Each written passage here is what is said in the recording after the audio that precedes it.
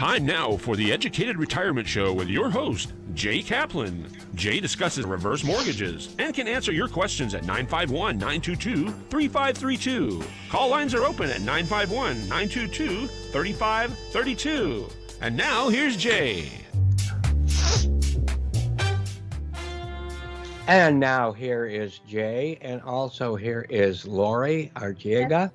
Hello. To continue with, she's really giving us some great information about taxes and our experience with taxes, changes that have come in tax law, future changes, which we'll probably get more to on a future show, and what kind of problems and situations people have been going through this year, because she told us a lot about the kinds of questions she's really getting from her clients, and she's got quite a few, but she's got room for you too. Yes, I do. So I we'll do. we'll get right back to Laurie right now, kind of where we left off. And since I'm so old, it was 5 minutes ago, so I already forgot where we left off, but that's okay. Yeah. So you want me to continue? Oops. Please. So lastly, I just wanted to wrap it up with some of the services I provide is I do quite a bit of amended tax returns. It's just basically when somebody brings me their tax return from the prior year, I will catch mistakes. Sometimes it could be that they forgot to claim their mortgage. Big mistakes like that. That's a big one, isn't it? That's a big one, and I'm shocked that people do miss it. Or sometimes it's just because the taxpayer doesn't know, or the tax preparer didn't ask. So I do quite a bit of amended returns for the federal and the state. I provide consultations. I've been doing this quite a bit right now for setting up DBAs. I also set up LLCs, S corporations, C corporations. Some clients want to know the difference. What's the difference between a DBA, S corp, or what if I have multiple partners in an LLC, and what's best for them, their fees of what each one costs. Each one has different guidelines of, how to stay compliant. So I like to give my full consultations. I do 1 hour consultations on that. Also capital gains, as I mentioned, because so many people have been leaving California. They don't know what they'll get taxed on for either their rental property or their primary residence. So I do capital gains assessment as well. A lot of people now are still looking into buying homes, whether it's here in California or outside of California. And so I do a lot of I don't do the pre-qualifications, but they have, let's say, a lender. So they want to know, hey, what am I going to qualify for? So before you hit submit on your tax return, you can check with your lender. And the lender might say, hey, these adjustments need to be made to the tax return, or was this missing? So I always like to be on the same page with the person's, mortgage company. So we know that the mortgage is going to, pass successfully at least. Right. Also, I get a lot of clients that haven't filed in 5 to 10 years or longer. I always tell people, don't be afraid to come and ask me.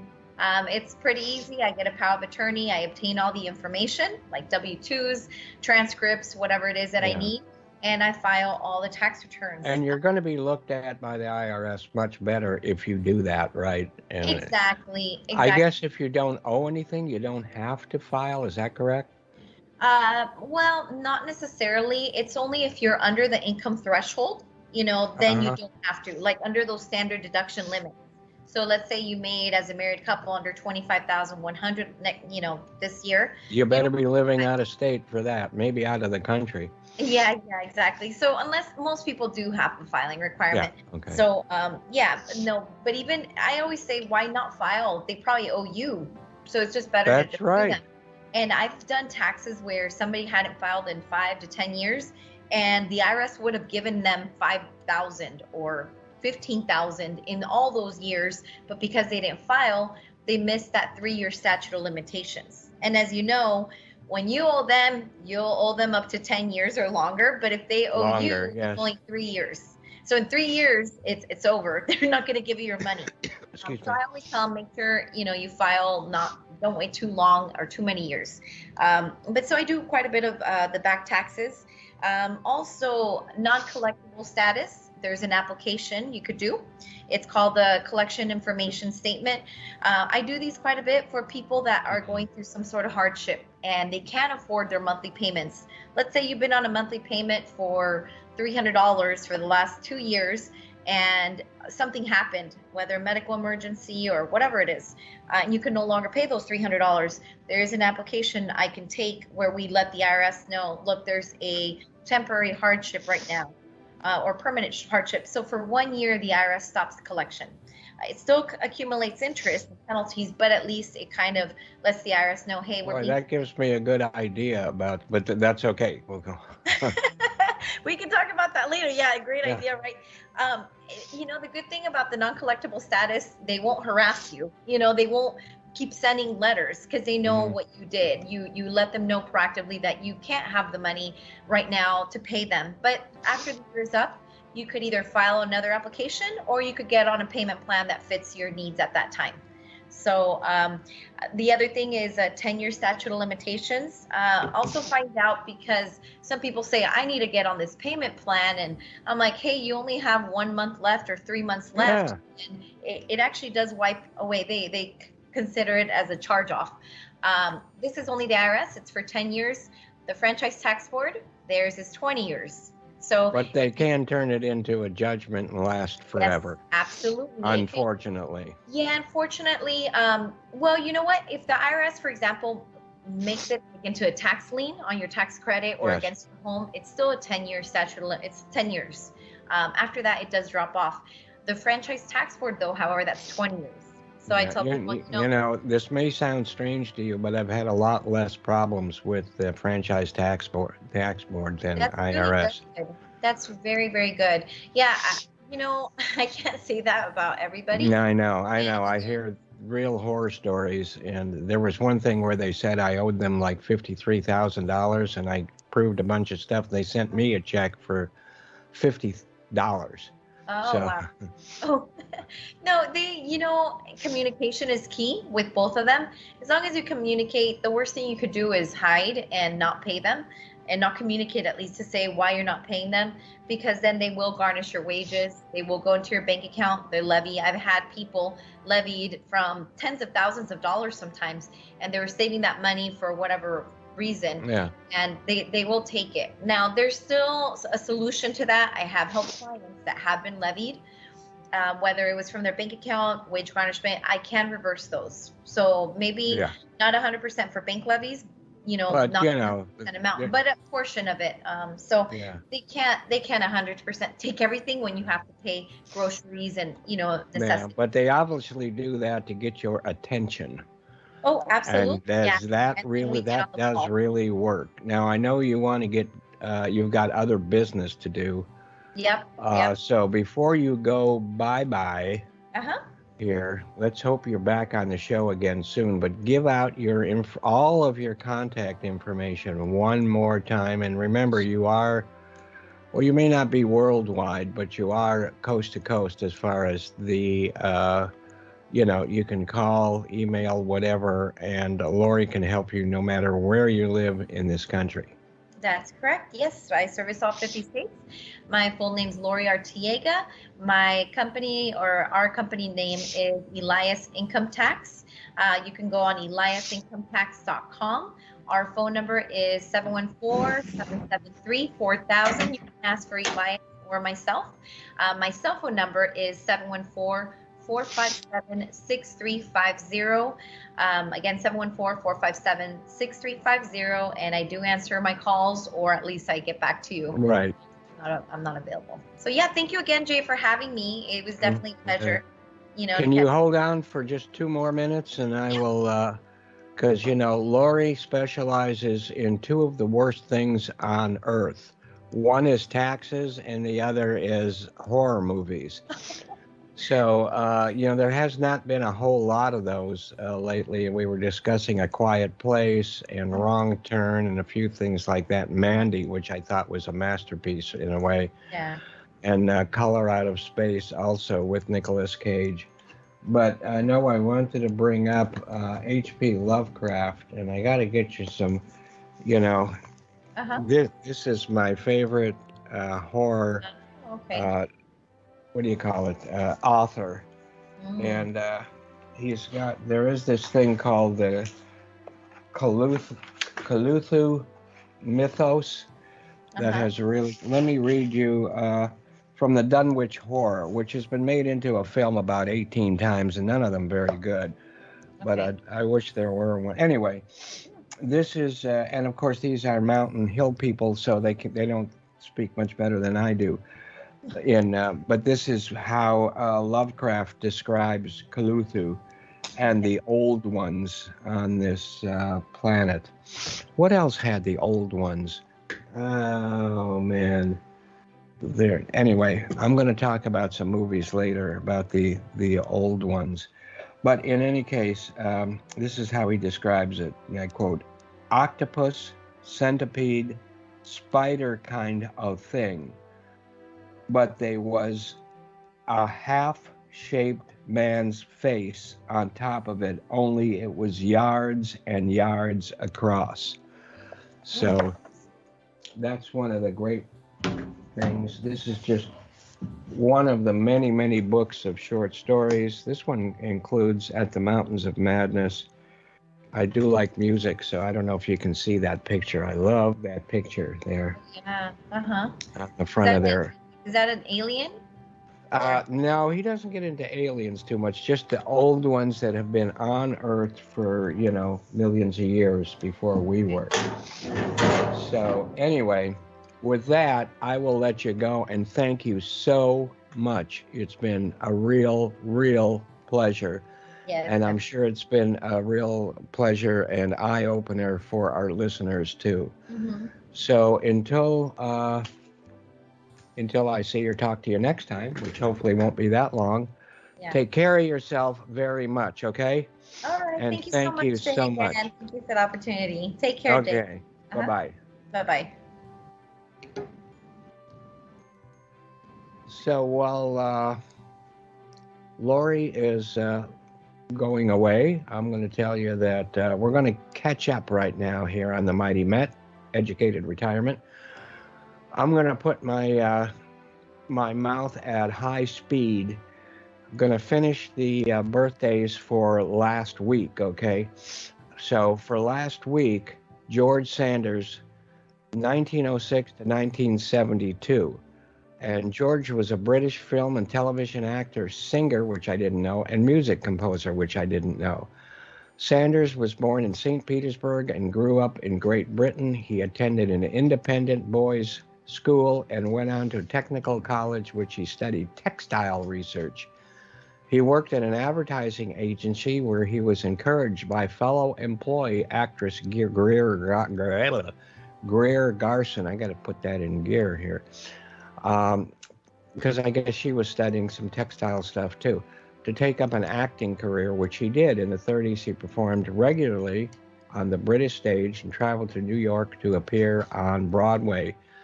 He returned to Britain and had small parts in British films. His smooth, upper-class English accent and sleek manner with a somewhat threatening air made him in demand for American films for years to come. I understand he wasn't that nice a guy, but had a great brother. His name is Tom Conway, who starred in a lot of the Val Lewton horror films. Need to talk to Laurie about Val Lewton, but that's another story. Anyway, also his brother took his place in The Saint, also. But anyway, Sanders moved to Hollywood and played Simon Templar as the Saint in a series of movies and was cast for Hitchcock films Rebecca and Foreign Correspondent, and later played the Falcon. And George Sanders starred in over 40 films and several television series and won Academy Award for Best Supporting Actor in All About Eve short films, Rebecca. And here's a Rebecca. I think I've shown you this, or the larger one. I love this film. And the first time I saw it was quite a surprise ending, but I don't know how many years ago that was. Great film. Selznick and Hitchcock arguing with each other continuously made that super duper. Foreign Correspondent. is coming up here. There you go, foreign correspondent. And here is a couple of pictures of George. Not that you need them, I don't think. That's a little bit younger, you can see, but we don't have his baby picture like we did of Tom Cruise. And there's a little bit later. There he is. And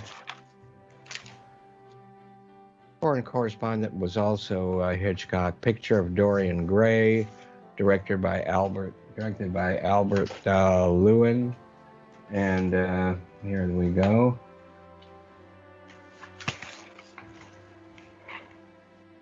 More look at Angela Lansbury in there, huh?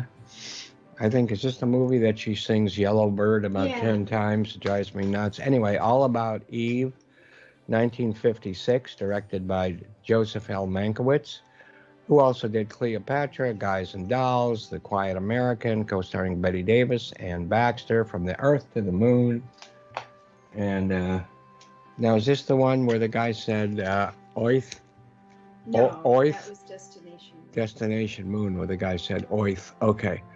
Anyway, another Byron Haskin, who did War of the Worlds and Robinson Crusoe on Mars. We already talked about War of the Worlds, but we can talk about this right now, which we have before, I think.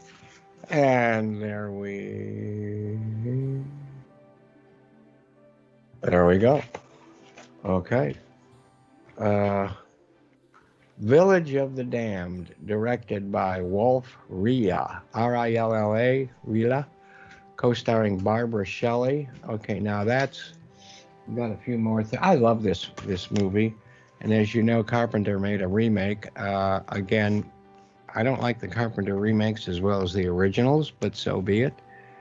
A lot of people do, especially The Thing. But anyway, what am I doing looking at it? I should be showing it. There you go. And I don't remember whether Barbara Shelley was featured in a lot of British sci-fi and things like that. But this over here, that was his son in the film. And then there's another film on here that was not nearly as good, but enjoyable too. Children of the Damned.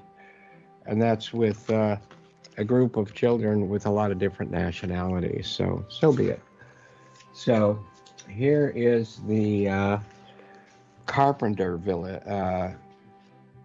version. Thither, see? Village of the Damned. And that had, a bunch of... Oh, and here's showing the front page better, showing the eyes lit up. So, and that, of course, was with, what's his name? Christopher Reeves, yeah. Now, here's a real treat, and we just got this on Record Store Day. And there's 2 Record Store Days. The next one's coming on the 17th of this month. And this is, of course, music written by John Carpenter, along with his music writing buddy, John Carpenter and Dave Davies. So let me show. This is the soundtrack. Here we go. Nice, huh? And let me show you inside here. Oh, this is the hype sticker. And us weirdos that collect records, we always collect hype stickers or keep them. And there's some more of that. And let's see, I don't remember whether this had colored vinyl of any. Oh, it do. Look at that. So, Splatter. We have a Splatter record. Used to be Splatter records or colored vinyl was not that good, but it seems to be these days, seems to be just fine.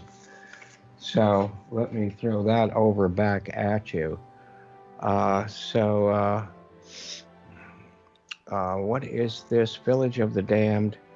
The Last Voyage. Now, I really enjoy. I saw this in the movies, so I'm not going to tell you when it came out. Robert Stack, Dorothy Malone, George Sanders, Edmund O'Brien, This was about a ship sinking, and it started off, gave you about 5 minutes to relax, and then the ship started sinking. So lots and lots of action. And there it is that way, there it is that way, and so be it. And oh, you know what? We didn't show the Saint. This was a newer version of the Saint.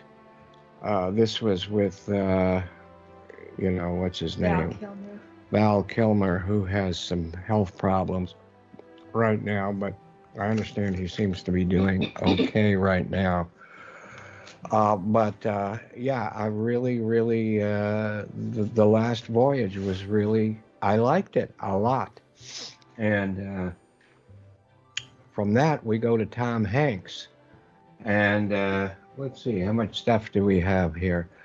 So I guess I can slow down again. Okay. Tom Hanks was born. Here we are. We caught up. July the 9th, which is close to today anyway. Actually, it is today. Hanks is an American actor and filmmaker, a most popular and recognizable film star worldwide, making him the fourth highest grossing actor in North America. I wonder who the other three were. I'm going to guess that they are action type people. I don't know. Maybe we can look that up. It's kind of, I think, an interesting question. So, Harrison Ford? what's that? Harrison Ford, maybe? I don't think Harrison Ford's been in enough films, but we can see. I'm thinking people maybe like The Rock and maybe Schwarzenegger, although he hasn't been as active lately, but we'll see. Mr. Hanks was born, Thomas Jeffrey Hanks, in Concord, California, to a hospital worker, hopefully the same hospital he was born in as his mother worked in, and cook. After his parents' divorce, he and three of his siblings went to live with his father. In his childhood, his family moved often. By the time he was 10, he lived in 10 houses. Now, who is that we said was earlier, lived in 400 houses? Tom Cruise. Tom Cruise, wow. So I guess moving around a lot really helps your film career, don't you think? So growing up, he was unpopular with students and teachers alike. Oh, there you go. It was said he was a geek, or he said about himself that he was considered a geek and horribly, terribly shy. At the same time, I was the guy who would yell out family captions, funny captions during film strips, but I didn't get into trouble. I was a good kid and responsible, unlike myself. While attending high school in Oakland, he acted in school plays. He studied theater in college, then transferred to California State University in Sacramento. He became involved in the Great Lakes Theater Festival in Cleveland, Ohio, where he learned every aspect of theater production, lighting, set design, etc. So he was kind of an all-around man on the set, which I guess the more you understand about other people's jobs, the better you are going to be in your job on that set. So in 1979, he moved to New York City, where he made his film debut in He Knows You're Alone. Now, I don't remember that film. In the late 80s, he landed a lead role in a TV pilot, Bosom Buddies, and moved to Los Angeles as the show lasted 2 seasons. It was that show and an appearance on Happy Days, the TV show, where he first met Ron Howard. And boy, now we see why that relationship with Ron Howard turned out to be such a good thing for them both. So next, he starred in the lead role in Ron Howard's film Splash. I can just imagine him and how young he looked in there, and went on to become an established star. So Hanks has starred in close to 100, that's right, 100 motion picture films and has produced several limited series of television films. We see a lot of those on public television, History Channel, that kind of thing. I think he did some stuff with Spielberg, pertaining to World War II and that kind of thing. So he's played everything from an astronaut, a castaway. I never saw that film, Castaway. Train conductor, and that, of course, we're talking about Polar Express, and cowboy doll in a pile of talking toys. And, of course, we're talking about Toy Story. He won 2 Academy Awards for Best Actor, and that was back-to-back. Philadelphia in 1994 and Forrest Gump in 1995. Now, I know Forrest Gump is supposed to be absolutely wonderful. I can put up with it, but not my favorite. Anyway, but he was nominated for 6. He won 7 Primetime Emmys and has over 50 other awards on his list. Hanks received the AFI, American Film Institute, Life Achievement Award in 2006, and even received the Presidential Medal of Freedom in 2016 by President Obama. And here's some interesting things. Did you know that Hanks is a distant relative of President Abraham Lincoln? No, I did not know that. Lincoln's great-great-grandfather was Tom Hanks, who was also Tom's great-great-great-great-great-grandfather. I think we got too many greats in one of those. We may be... No, it don't matter. Which reminds me, I think you know that I am my own second cousin, because, both grandmothers were sisters, and that's why I'm so messed up in the head. In case you didn't know. So if I don't like myself one day, I can just demote myself from me to a second cousin kind of thing. So Hanks worked as a bellhop for Hilton Hotels during college. He said he was thrilled when he carried Cher's bags and gave Sidney Poitier a ride to the airport.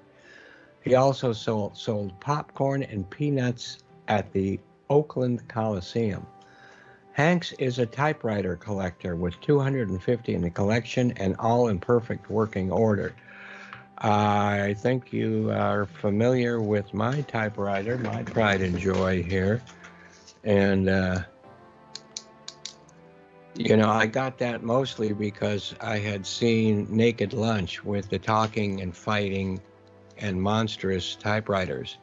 But I love the thing, and I don't collect them, but I can see where people would, because it's not only a neat thing and perhaps even, an antique, but it talks about, reflects writing, literature, and just about everything. And is a computer any different? Not really. I mean, there's a keyboard, and you can use whatever you want with it, and almost every computer has typewriter sounds into it. But I would really like to do something like they did in Terry Gilliam's film Brazil, which is a whole nother story, and have like a I don't know if I could use it every day, but like a retro computer where the keyboard is actually that typewriter or one like it, and that kind of thing.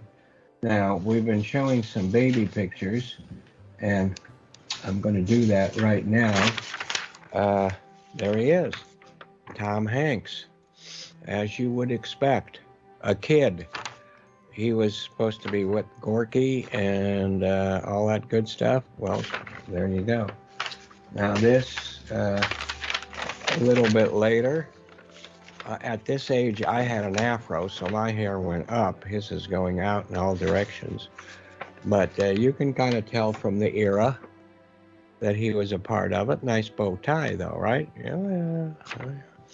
And, of course, we've got the more self-assured Tom Hanks here with a cigarette. And looks like part of a tuxedo or whatever. So I think he's getting dressed to be on this show, or he did that to be a part of this show, which we're showing now. Okay, so his hobby created another collection of short stories that he wrote called Uncommon Type. So I guess I wonder if he wrote that on a typewriter. He developed an application or an app in 2014 called the Hanks Writer, Hanx Writer, which replicates the sound and feel of antique typewriters. So I said earlier that most computers do have typewriter sound, but it's kind of generic. So this is something that I'm going to have to look up, and we'll see how that sounds. So Hank's #1 film is 2001, A Space Odyssey. And I don't think I need to show you a copy of that. I think I've shown it many times. Everybody knows it, or if they don't, they should knows it. So here's a short list of Tom Hanks films. Splash, 1984, directed by Ron Howard, co-starring Daryl Hannah and Eugene Levy. Eugene Levy, two left feet? Yes. Yeah, that's right. So if you ever saw Best in Show, 2 left feet. Okay, what do I got there? Philadelphia, 1993, director Jonathan Demme, who we know from Silence of the Lambs, won 2 Academy Awards, Best Song, nominated for 3 others, Forrest Gumpty Dumpty.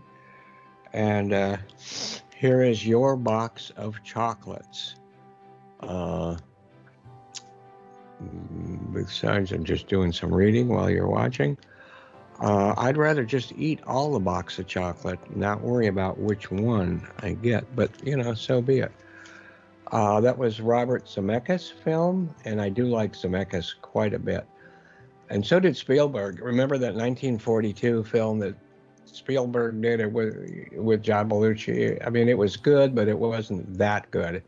And Spielberg, but it was written, I think, in great deal by Zemeckis. And Spielberg often said afterwards that he had hoped that Zemeckis, or what should have happened is that Zemeckis should have been the director for that.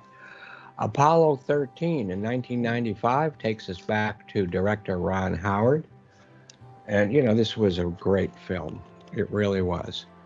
And Kevin Bacon, Bill Paxton, unfortunately, has passed on by, I guess, almost by mistake. But Ed Harris, Gary Sinise, and great film.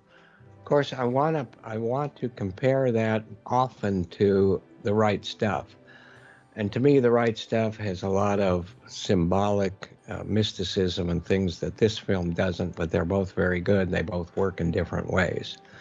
So, and in spite of the fact that everybody knows how it ended, it did not come up short with suspense, and that we have to give Ron Howard, we have to give him an applaud for that.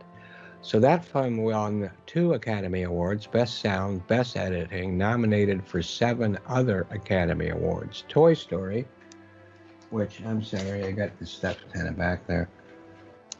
And there we go. And yes, I saw Toy Story, and I have not seen all of the sequels to it, but they're all very good. Gotta admit that before the lockdown, I loved that Toy Story ride at Disneyland, where you're spinning around shooting at different things, and then, your wife always gets a higher score than you do. But in any case, that was John Lasseter's directorial debut, who went on to do a lot of really great work for Disney and for Pixar.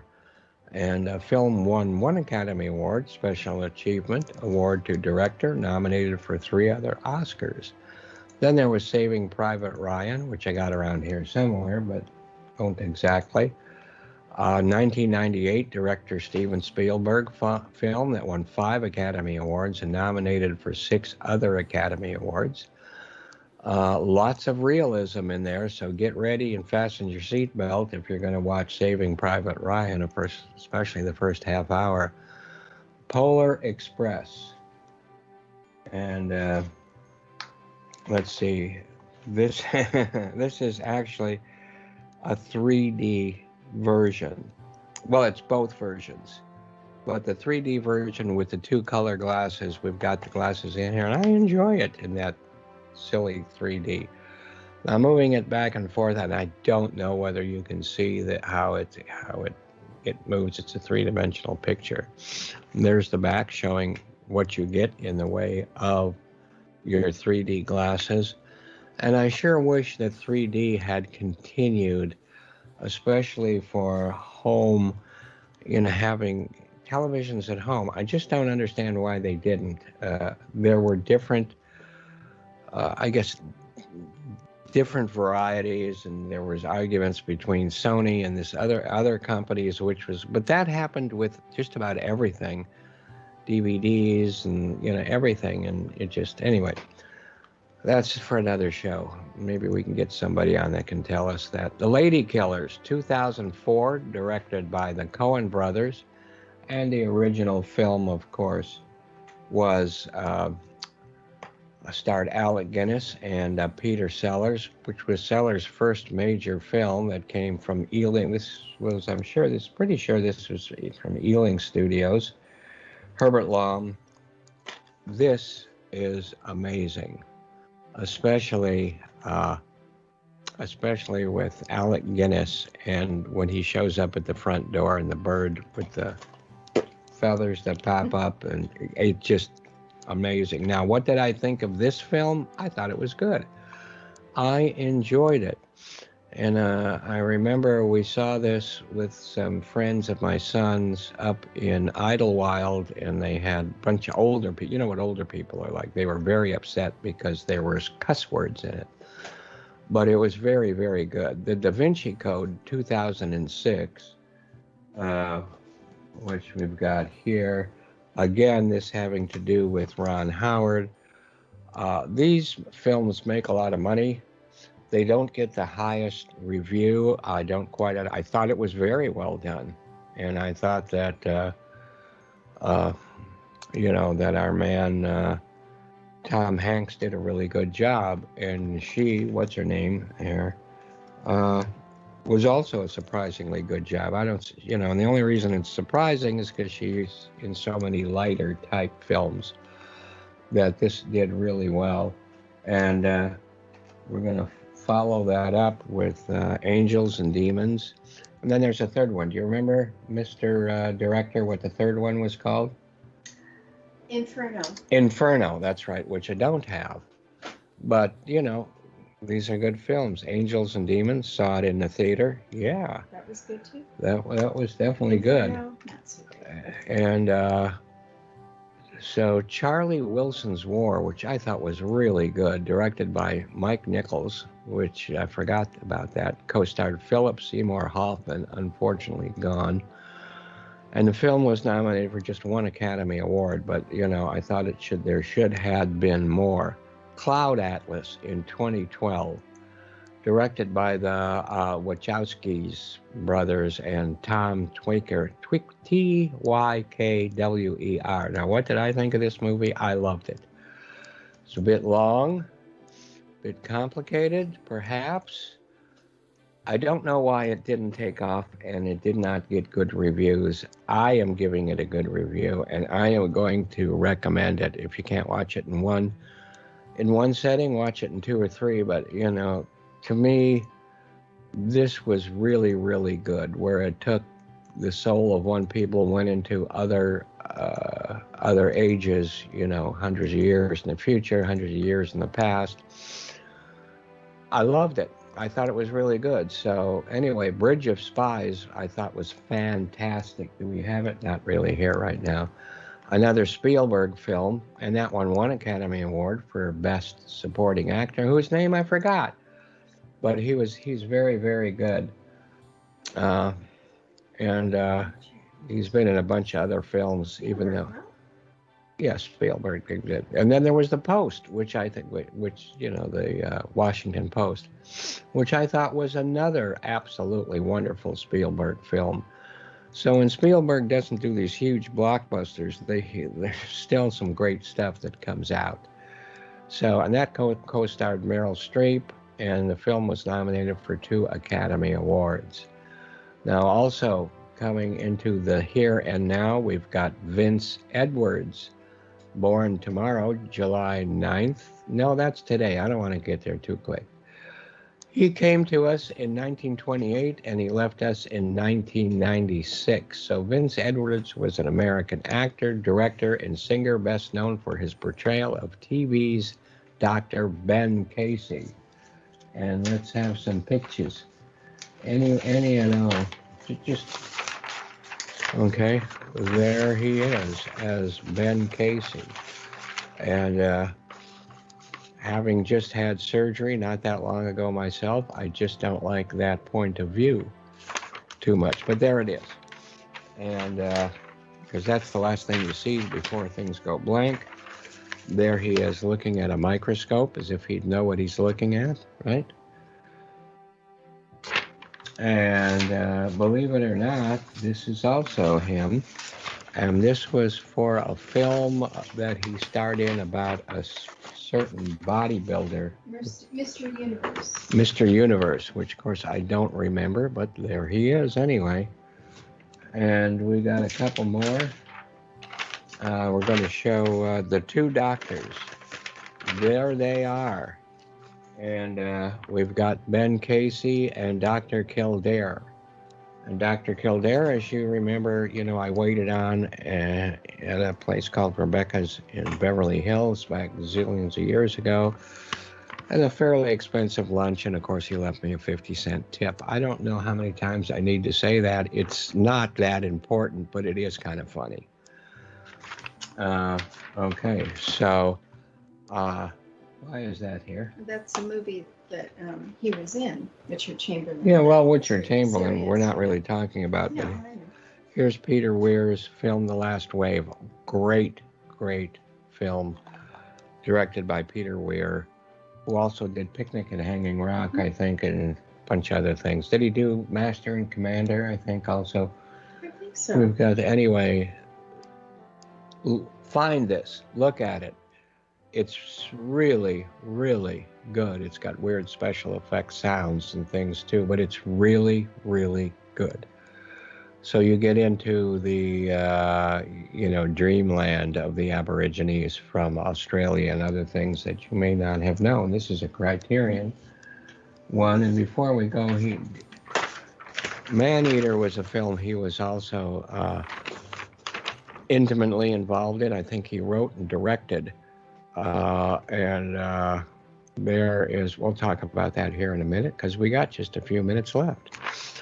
So Edwards was born in Brooklyn, New York. His father was an Italian bricklayer, and he and his twin brother were the youngest of 7 children. He studied aviation mechanics in high school and was an excellent swimmer. Worked as a lifeguard at Coney Island, and from that picture we saw, I guess he didn't eat too many Nathan's hot dogs, and swam for the Flatbush Boys Club.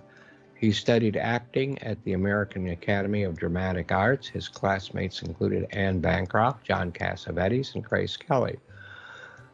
Pretty good crowd. He signed a contract with Paramount Pictures, making his film debut in 1951, and had lead roles in several films, including Stanley Kubrick's The Killing.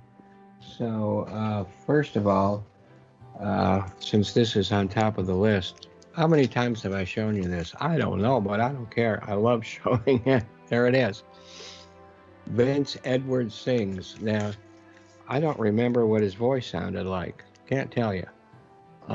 Guess I'm going to have to play this as soon as I get my new amplifier, because I can't play any records right now. Kubrick. I don't know if anybody has seen these films from the past. Kubrick's first 2. I don't know if they're the first 2. The first 2 I know about, The Killer's Kiss and The Killing. The Killing gets a lot of notoriety, not so much The Killer's Kiss, but I enjoy both of them. And there you go. It's Kubrick. And there he is on the side there. Okay.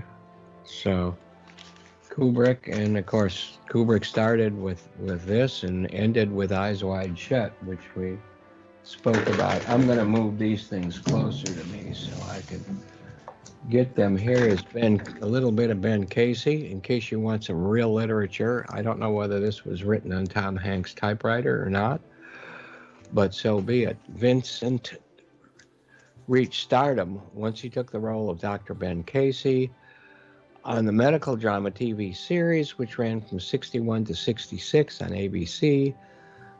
He was an idealist surgeon who had no patience for bureaucratic red tape.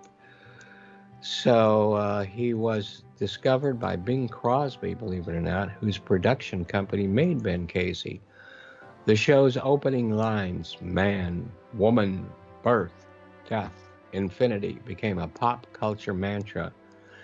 And Edward's dashing neurosurgeon Casey competed more or less with Richard Chamberlain, although I'm sure he gave bigger tips. Dr. Kildare on rival network NBC. He also released several musical albums, which I just showed you one.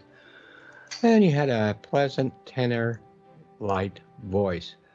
Edwards co-wrote the script and directed the TV film. What was the television film? Man-Eater, 1973, in which Ben Gazzara, Sherry North, and Richard Basehart was also in. The film was shot in 11 days and was based on an idea about two couples on a camping trip that are chased after by two tigers and a crazed animal trainer. Edwards was a compulsive gambler, and my friend Bruce knew him well from times that, at the track here in the Trotters, where they were out here on Catella, whatever it was. Anyway, his best friend was director Stephen Friedkin, and Friedkin said that Vince had sacrificed a good portion of his career to an addiction. So Edward starred in about 40 films, which is a lot more than I thought. Here's a short list. The Killing by Stanley Kubrick. Three Faces of Eve, 1957. The same guy that wrote that directed Man in a Johnson gray flannel suit and co-starred Joanne Woodward, Lee J. Cobb, and won Academy Award for Best Actress. The Devil's Brigade, 1968. Space Raiders, 1983, directed by Howard Cohen, produced by good old Roger Corman, who, as I've said so many times, I did a #1 next to in the men's room at the Egyptian Theater on Hollywood Boulevard. Anyway, this film was criticized for the reuse of special effects footage from the Corman film Battle Beyond the Stars, which wasn't too exciting. But, they redo a lot of things anyway. Earth versus the Flying Saucers, I think, took a lot of their stuff from War of the Worlds, which we talked about a little earlier. Dean Koontz, I'm going to end up with him. Take a look at him. Does he not look like Stephen King. Stephen King to some degree?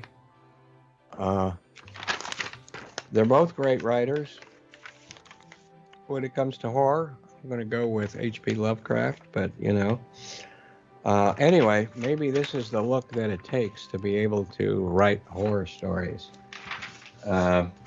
Just showing you how I got into Koontz. These are tapes that I used to play on on the car, especially when I went back and forth between here and Las Vegas so much when I had like 4 different offices there. There is another one there. Just to show you a book. This has got The Servants of Twilight, Darkfall, and Phantoms. Phantoms was the other one I was thinking about, the old ones, and I really like that movie. It's a good one. Okay, and here is Phantoms right here. And highly recommended by Jay. And I like that film. It's got Peter O'Toole, and Liev Schreiber played a great part in it, and the lead was actually Ben Affleck, but I like that a lot. Ben Affleck and actually Peter O'Toole, I should say. Peter O'Toole, and they're talking about the old ones. Okay, and so Dean Koontz is an author of suspense thrillers with elements of horror, science fiction, and mystery. Over 120 novels and short stories, as well as several film adaptations, including Phantoms, Odd Thomas, The Passengers, and as long as you're a passenger, you can be a passenger on this radio show. And I really appreciate you for buying tickets, even though they were free, for this radio show.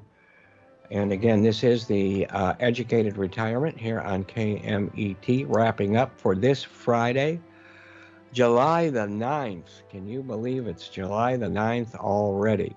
So everybody have yourselves a great, wonderful weekend. And I don't care what you're doing, start that weekend right now if you haven't already. And enjoy yourself. Now so many of us, especially those that have been vaccinated, can get out without those masks. And unfortunately I have to show myself what I really look like. But in any case, I will be here. Jay will be in front of this same cigar store on this corner next week. Take care of yourselves. Thank you so much. Bye-bye.